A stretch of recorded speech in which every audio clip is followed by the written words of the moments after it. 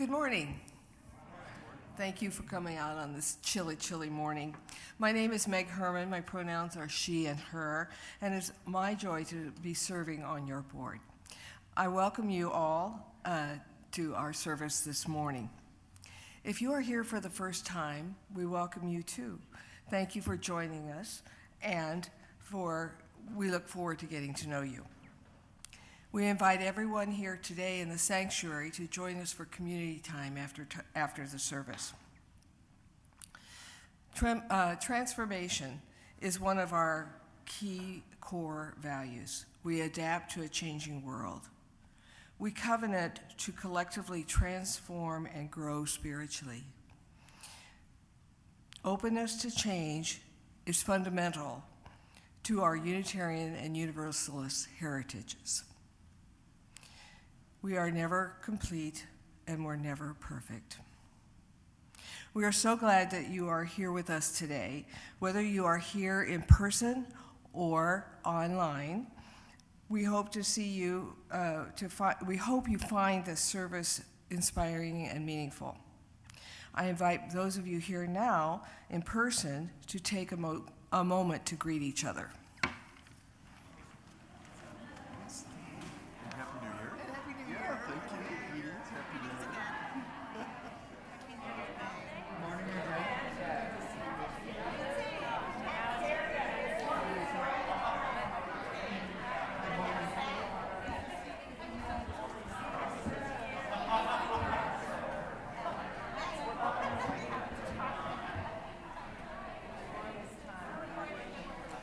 Good morning.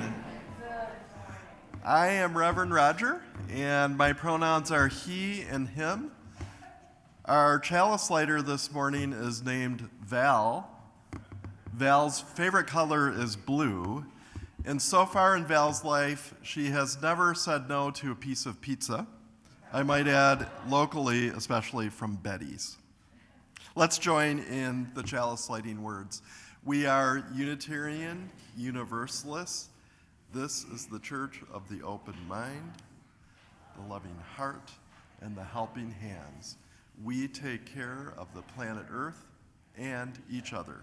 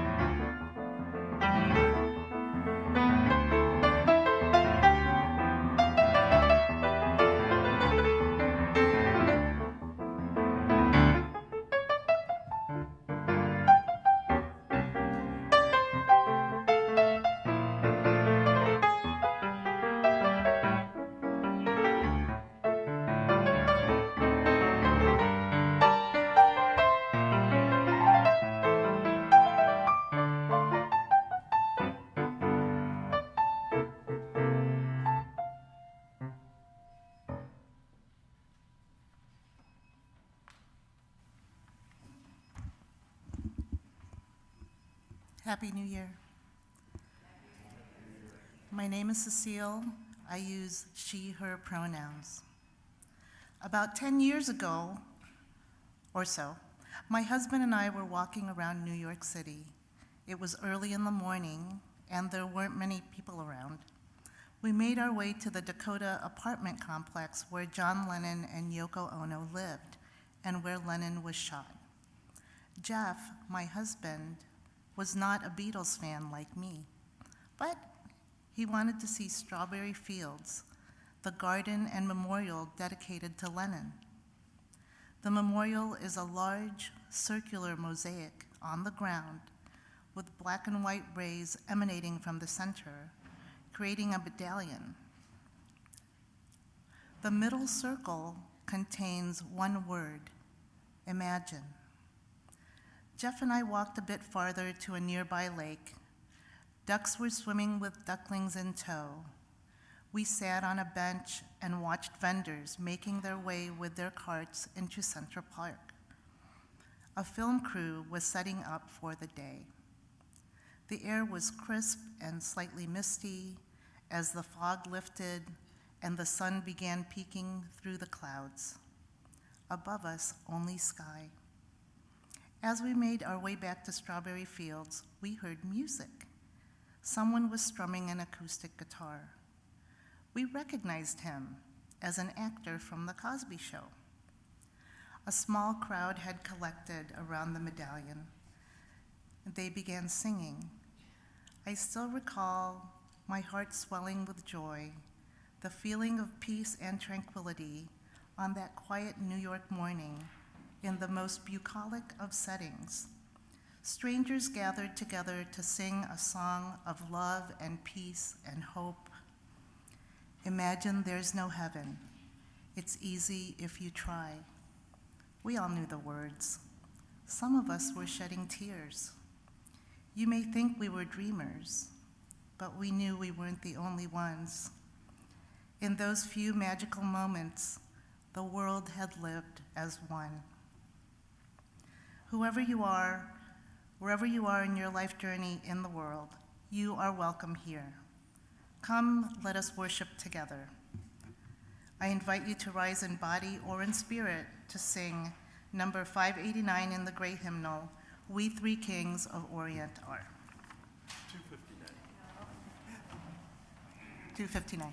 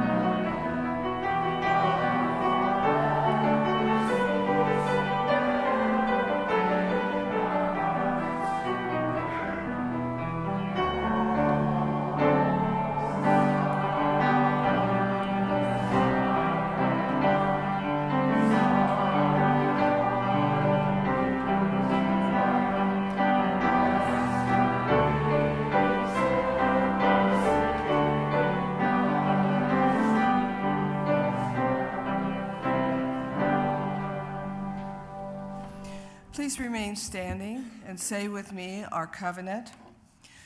Love is the doctrine of this congregation. The quest for truth is its sacrament, and service is its prayer. To dwell together in peace, to seek knowledge and freedom, to serve humanity in fellowship, to commend all souls. shall grow into harmony with the divine, thus to be covenant with each other and with God.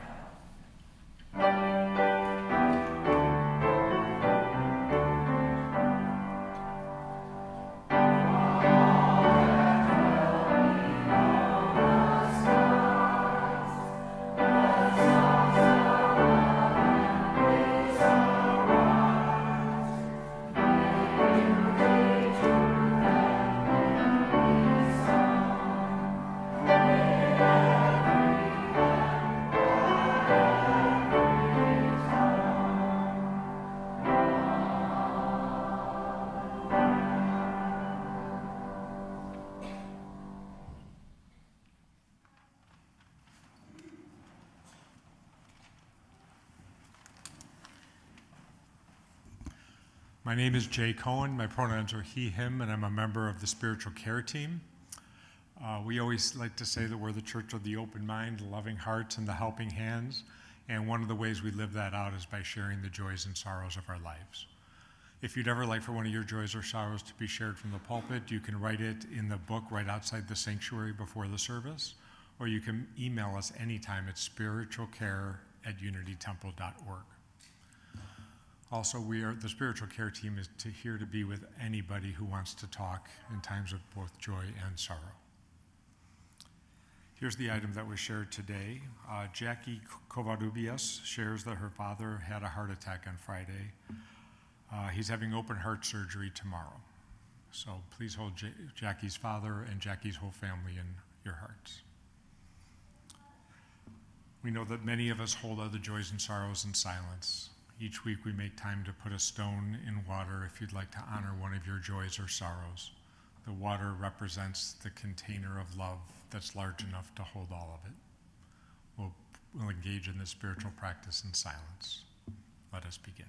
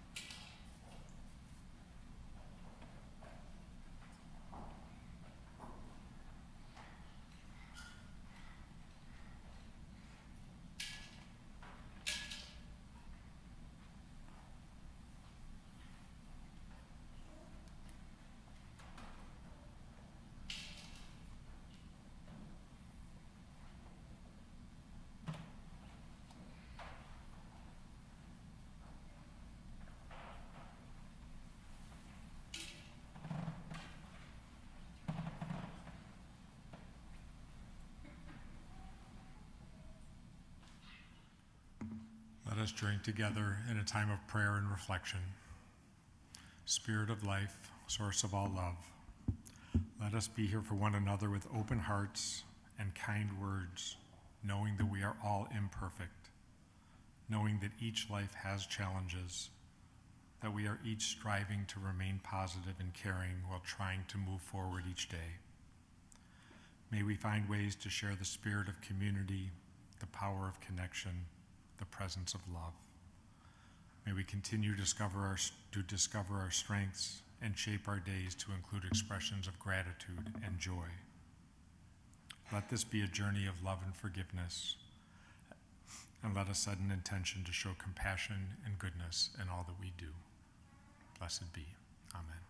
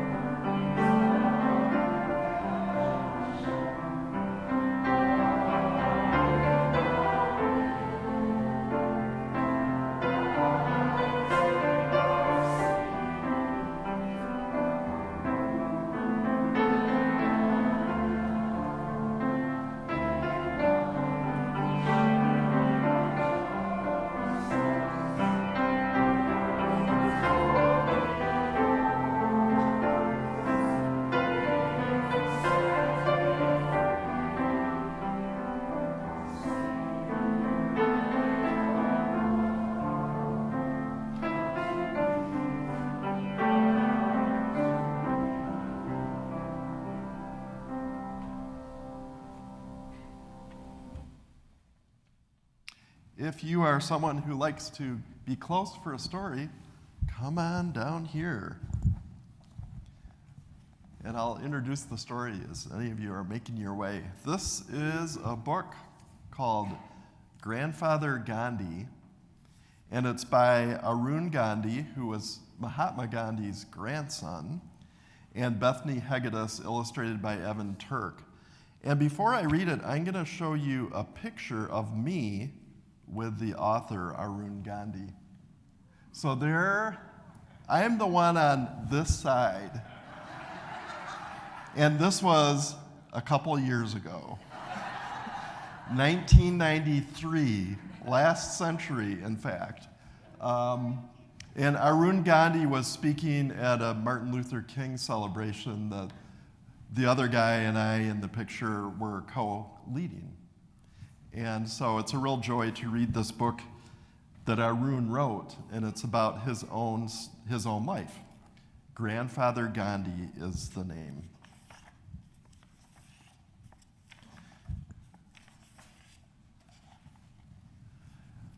We arrived at Sevagram, grandfather's service village, dusty and dirty. Father insisted we be taken straight to grandfather's hut. Bapuji, which was a name that people sometimes used for Grandpa Gandhi, sat serenely on the floor. I hung back, afraid to be in his presence, but Ella, that's his Arun's sister, took my hand and we rushed to him. We bent to touch his feet, which is a sign of respect.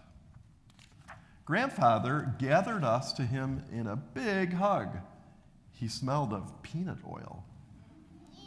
Yeah. Arun walked the entire way from the Wardha station, Father said. Grandfather stood and smiled his toothless grin. That walk is a test of character. I am impressed. My heart swelled as big as a balloon. I had made Grandfather proud.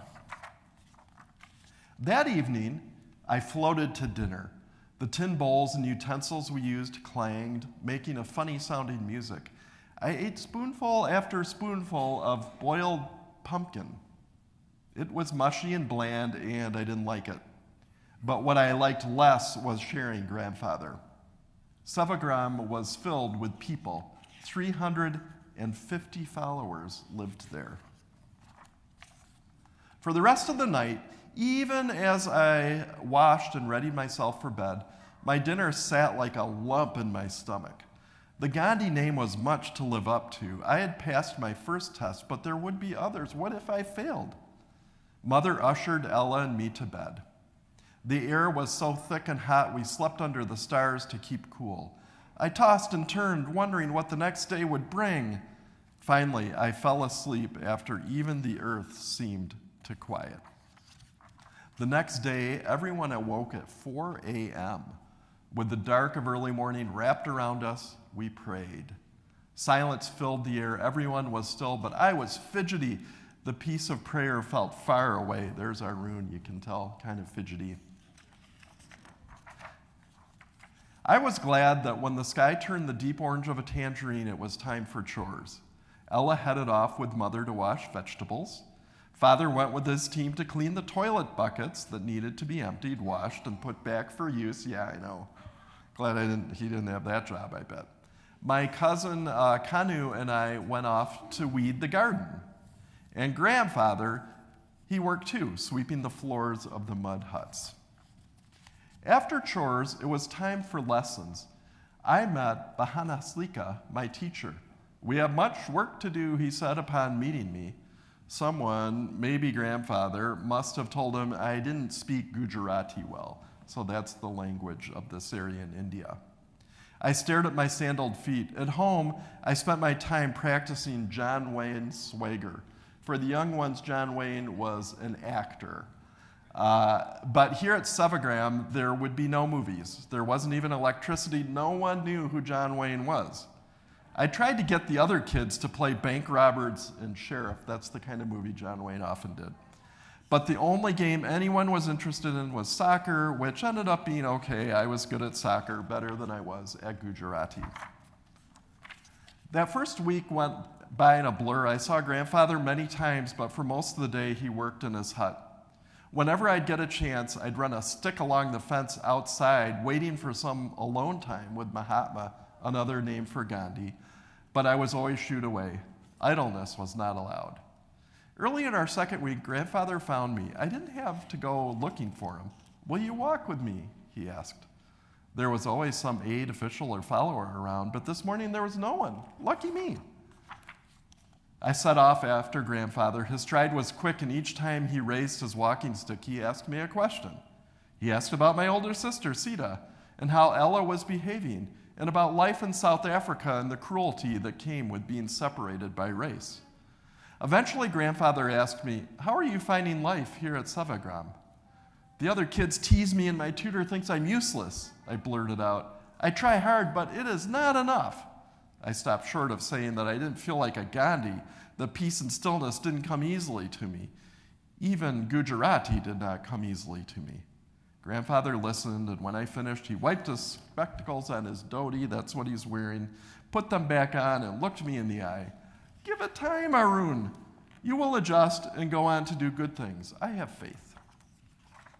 He said no more. We walked on. It wasn't long before an aide found us and escorted Grandfather away. I should have known there were more important things than me. The rest of the day was just as disappointing.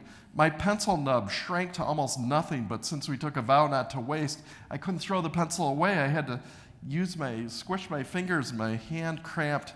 Stupid pencil. Do you think he's happy there?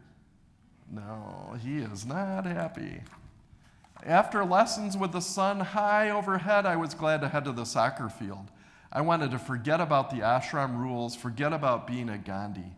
We played hard as if the match really mattered. I was about to make a goal when Suman, an older boy, shoved me. His feet stole the ball as I lurched forward and fell face down in the dirt. Blood trickled from my lip. It tasted like tin. I snatched a rock and leaped up. "You did that on purpose," I yelled. "You did." Kanu stepped forward. "It was an accident, Arun," my cousin said. "Calm down." But I didn't want to calm down. I wanted to throw that rock to hit Suman like he hit me. Everyone stared. How could he be a Gandhi? How could he be so easy to anger? Their eyes seemed to say. I dropped the rock and ran straight to Grandfather's hut. "Tell me what has you so upset," he said. I did. Out came what happened on the soccer field, getting pushed, the rock, everything. When I was done, my head throbbed. Grandfather didn't need to say it. I'd never live up to Mahatma. I'd never be at peace. Do you think Suman and Kanu never anger? Or that they never think injustices happen solely to them? Grandfather wiped my tears. Do not be ashamed. We all feel anger.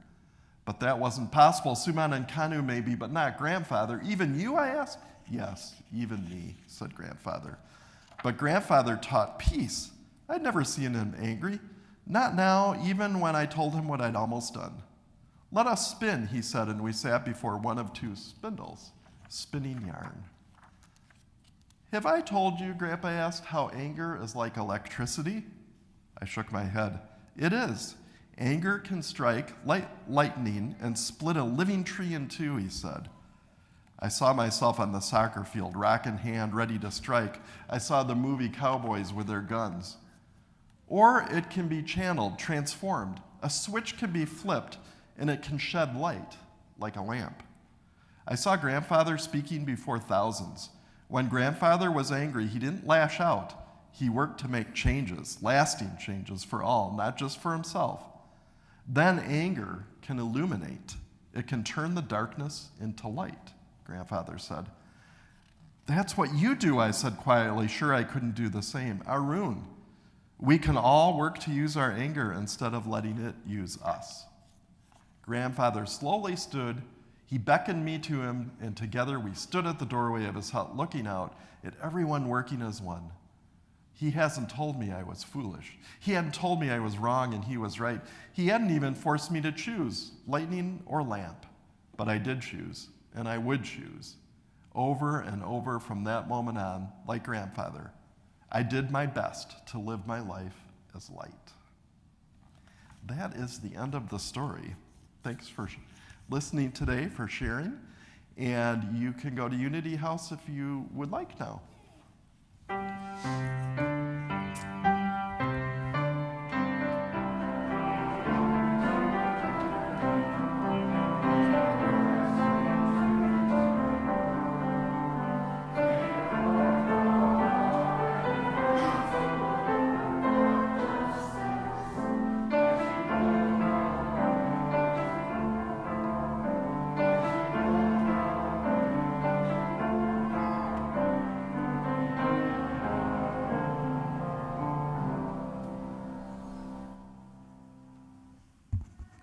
Today's offering will be split evenly between the congregation's general fund and the Agnes Kelly Fund. The Agnes Kelly Fund was established to help serve the needs of elderly members of our congregation who are challenged physically, mentally, financially to care for themselves and who have no close relatives or no relatives living nearby who can offer assistance. So we invite you to be generous today with the congregation and this fund. May we be transformed by our giving, and may the world be transformed by our gifts.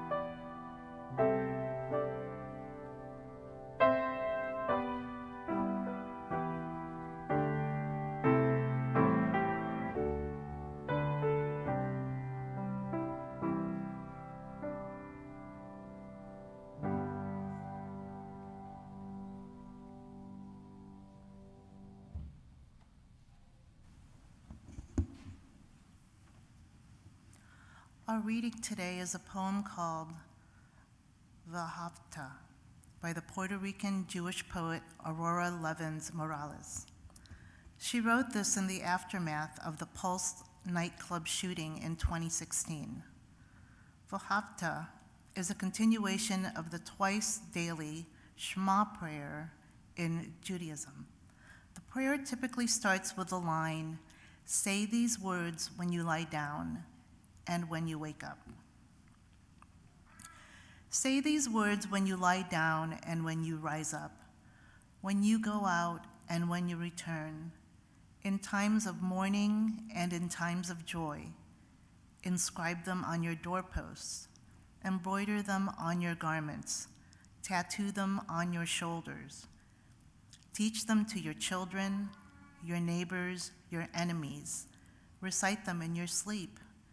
Here in the cruel shadow of empire, another world is possible. Imagine winning. This is your sacred task. This is your power.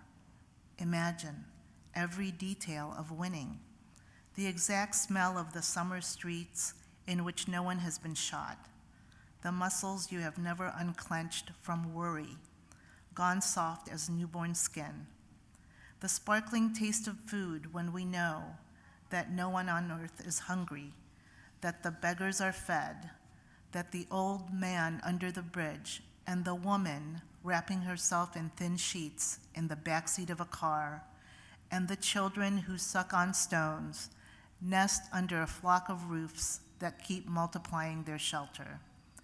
Lean with all your being towards that day, when the poor of the world shake down a rain of good fortune out of the heavy clouds and justice rolls down like waters. Defend the world in which we win, as if it were your child. It is your child. Defend it as if it were your lover. It is your lover. When you inhale and when you exhale, breathe the possibility of another world into the 37.2 trillion cells in your body until it shines with hope. Then imagine more. Don't waver. Don't let despair sink its sharp teeth into the throat with which you sing. Escalate your dreams. Make them burn so fiercely that you can follow them down any dark alleyway of history and not lose your way. Make them burn clear as a starry, drinking gourd over the grim fog of exhaustion, and keep walking.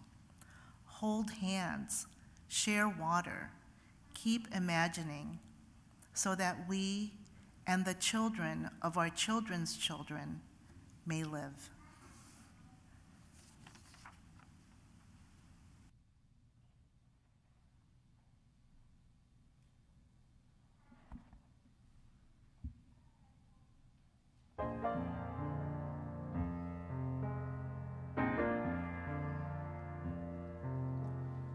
There's a place for us, somewhere a place for us, peace and quiet and open air wait for us somewhere.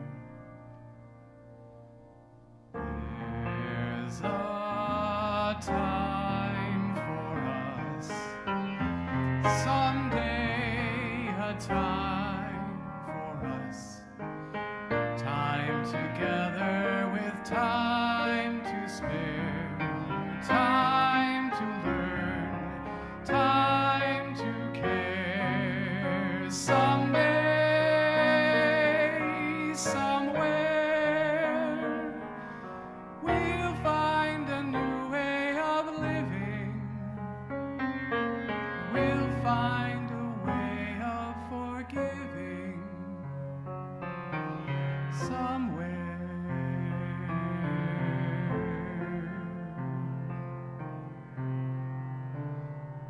There's a place for us, a time and place for us.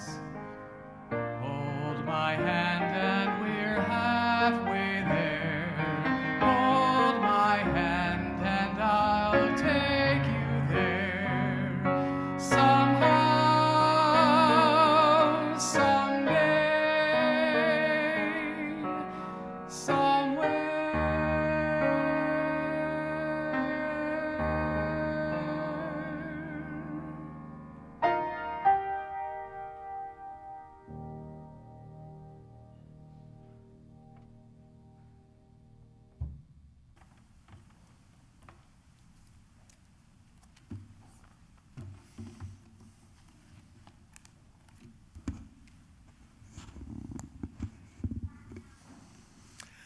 I am naturally pretty good at gloom and doom.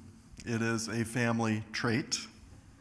And it seems especially easy when times feel gloomy, when there are portents of doom all around. And that does seem to be the case right now. One random kind of prediction in the last week caught my ear, which was one of the lead creators of AI technology raised his assessment of the likelihood of AI causing the extinction of humanity from 10% to 20%. Okay, now that glass is 4/5 full, but yikes! It got in my brain, and I perseverated on it. When I was a young minister, like in that photo you saw, this kind of doom and gloom tendency came out in sermons every now and then.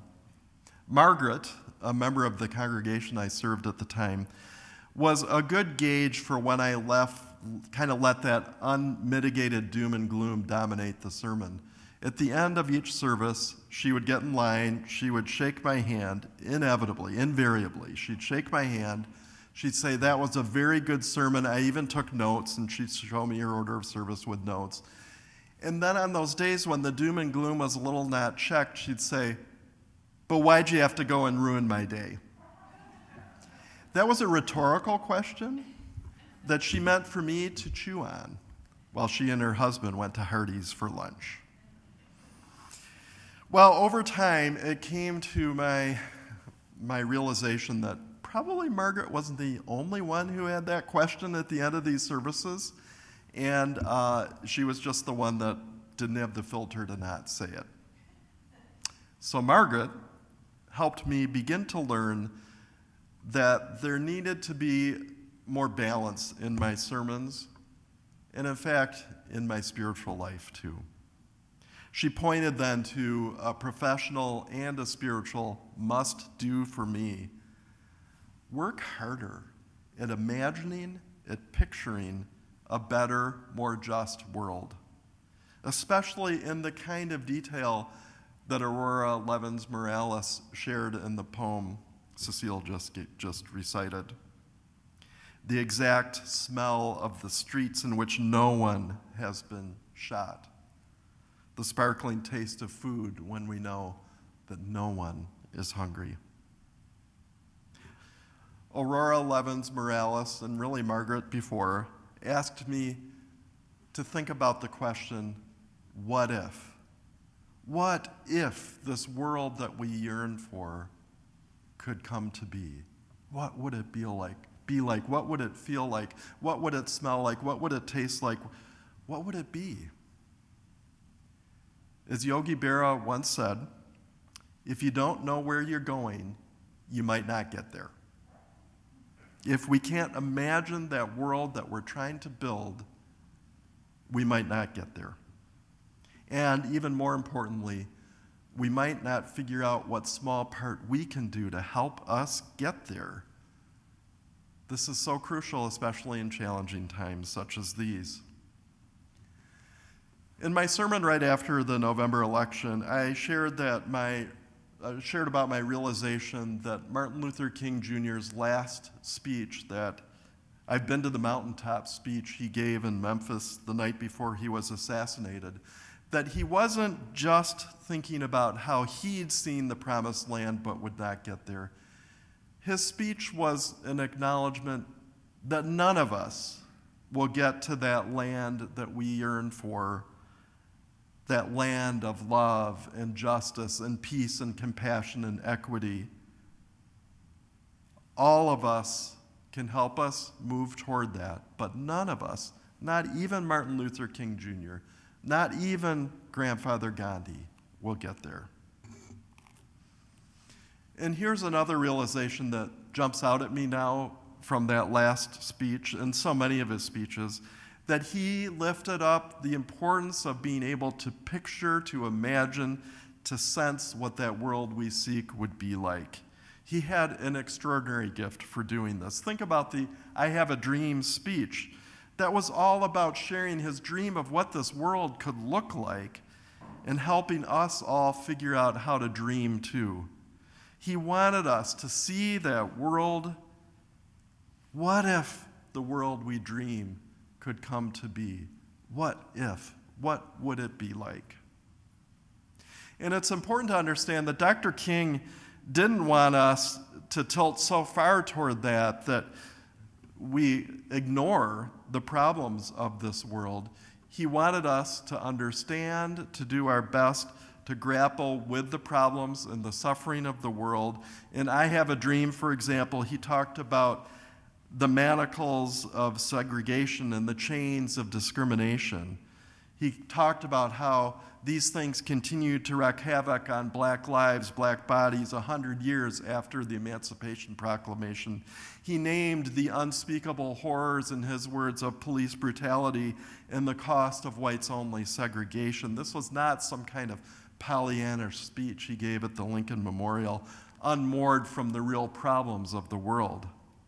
And the context of this final speech he gave in Memphis was a very specific and real world issue of injustice. It was how the city of Memphis was treating its sanitation workers, mostly black. He was specific about the problem in his speech, and he called for specific answers to it, such as boycotting Coca-Cola, Seal Test Milk, and Wonder Bread. Again, that was not some Pollyannish speech. It had the real world in it. And as was his wont, after painting this picture of the world as it is, Dr. King would pivot to the world that ought to be. And I have a dream that pivot sentences, "Let us not wallow in the valley of despair, I say to you, my friends. So even though we face the difficulties of today and tomorrow, I still have a dream." And then he described that dream in glorious detail. "I have a dream that one day this nation will rise up and live out the true meaning of its creed. We hold these truths to be self-evident, that all are created equal. I have a dream that one day on the red hills of Georgia, the sons of former slaves and the sons of former slave owners will be able to sit down together at the table of brotherhood. I have a dream that one day, even in the state of Mississippi, a state sweltering with the heat of injustice, sweltering with the heat of oppression, will be transformed into an oasis of freedom and justice. I have a dream that my 4 little children will one day live in a nation where they will not be judged by the color of their skin, but by the content of their character. I have a dream today. I have a dream that one day down in Alabama, with its vicious racists, with its governor having his lips dripping with the words interposition and nullification, one day, right there in Alabama, little black boys and black girls will be able to join hands with little white boys and white girls as sisters and brothers. I have a dream today. So to me, this is the task for us, to be clear-eyed about the problems of the world and to be able to picture clearly the world that we seek to make happen. And if we don't understand where we are and where we want to be, we're not going to be able to get there. So both parts of these are necessary for our spiritual well-being and wholeness, for us to be able to find ways to speak and act to help that world happen. So, how can we practice this kind of trait that King calls us for, that Aurora Levins Morales calls us for? I'm going to share 4 ways that help me. First, I aspire to remind myself that descending into a cave of doom and gloom is a privilege. If I'm someone who is directly struggling with poverty or oppression or violence, which I'm not, my survival would likely depend on my not going into that cave of doom and gloom. What's more, wallowing in doom and gloom will prevent me from doing something which actually helps in my life, that actually helps this new world come to be. Second, I aspire to avoid drowning myself in gloomy news and portents of doom to the point where I no longer can imagine a better world. So cutting off completely from news in such a challenging time as this, to me, is not the answer, because it disconnects me from what's going on, but being mindful of how and when and how much of the news of the world to take in strikes me as a really important thing, especially at a time when a political strategy is overwhelming people, so they throw up their hands in despair and retreat into consumerism or video games or addictions or whatever takes them away from the problems of the world. This strategy is part of the autocrat's playbook, and I don't want to play into it. Third, I aspire to make intentional space for imagining the world I seek in my spiritual practice and also in groups of people I'm working with to help create a better, more just world. It's helpful, for example, to think about if you're working with a team of people working on gun violence prevention, to spend a few minutes in a meeting talking about what would the world be like if the streets didn't smell like someone had been killed, or the fear that you could be killed? What would that be like? Picture it. Let's do that as well as strategize how to move forward. And fourth, as Arun Gandhi learned from his grandfather, I aspire to remember that anger is not inherently a bad thing. Instead of using it as lightning to strike out in violence against others, I can try to figure out how to use it to light the way, to illuminate how I might be part of the solution. It can also provide fuel and sustenance for the work. I just shared these 4 strategies in the first person because they're what work for me. I don't know what works for you. Perhaps these are helpful. But whatever the ways that each of us find, may we do this work of naming the world as it is and dreaming of a better world and figuring out the ways that each one of us can help that better world happen. May each of us figure out a way to help this world become a world in which everyone is loved, everyone is accepted, everyone has food, everyone has shelter, no one fears violence. May we do our small part to help that world come to be someday, somehow.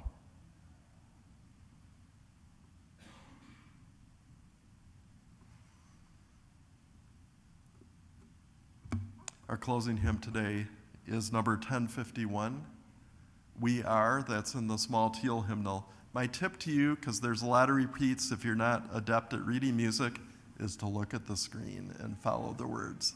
Let's sing together 1051. I invite you to rise in body or in spirit.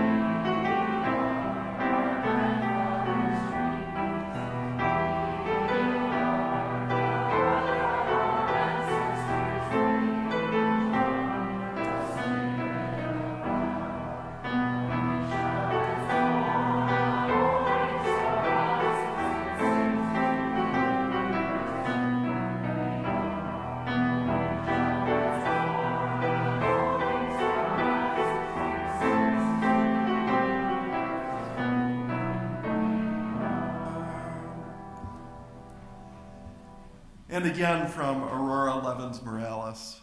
Don't waver. Don't let despair sink its sharp teeth into the throat with which you sing. Escalate your dreams. Make them burn so fiercely that you can follow them down any dark alleyway of history and not lose your way. Make them burn clear as a starry drinking gourd over the grim fog of exhaustion, and keep moving. Hold hands, share water, keep imagining so that we and the children of our children's children may live. Let's join together in the chalice extinguishing words. Carry the flame of peace and love until we meet again.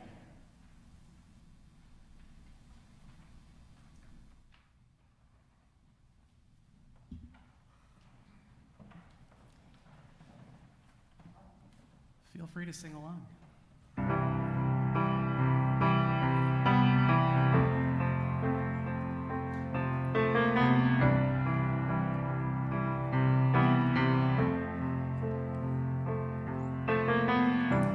Imagine there's no heaven. It's easy if you try. No hell below us. Above us only sky. Imagine all the people living for today. Imagine there's no countries. It isn't hard to do. Nothing to kill or die for, and no religion too. Imagine all the people living life in peace. You may say I'm a dreamer, but I'm not the only one. I hope someday you'll join us, and the world will be as one. Imagine no possessions. I wonder if you can. No need for greed or hunger. A brotherhood of men. Sister Head of Wind. Imagine all the people sharing all the world. You may say I'm a dreamer, but I'm not the only one. I hope someday you'll join us, and the